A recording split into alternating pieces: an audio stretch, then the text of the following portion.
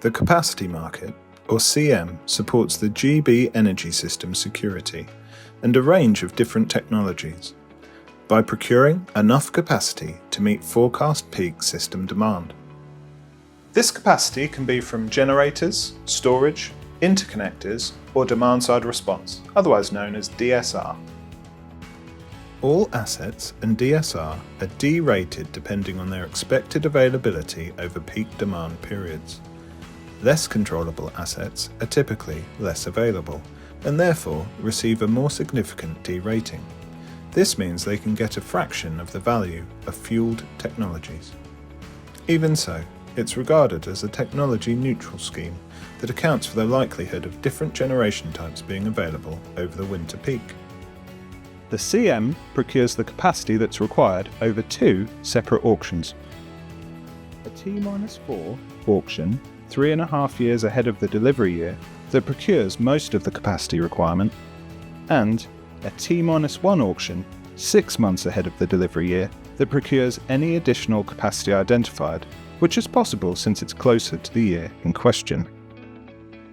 The scheme pays for technologies to be available in each capacity market year from October to September, and then dispatches the assets as they're needed.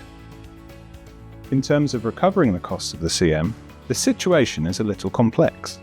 The costs incurred are based on demand over the winter peak periods, but the charge is recovered from suppliers every month of the year, based on forecast peak demand and then reconciled demand. And several elements are involved. A capacity market supplier charge covering the payments to capacity providers, and a settlement levy payment covering operational costs incurred by the Electricity Settlements Company.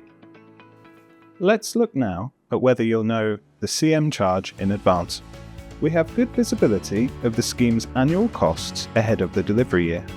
This is because costs equate to the amount of procured capacity multiplied by the auction price and adjusting for any inflation.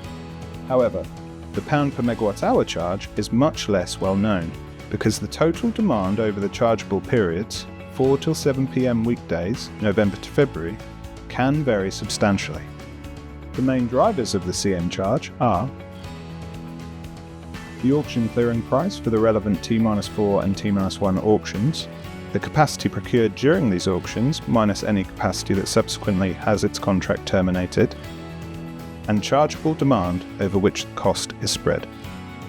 So there you have it. To understand more about the other TPCs, please check out our other TPCs Explained videos.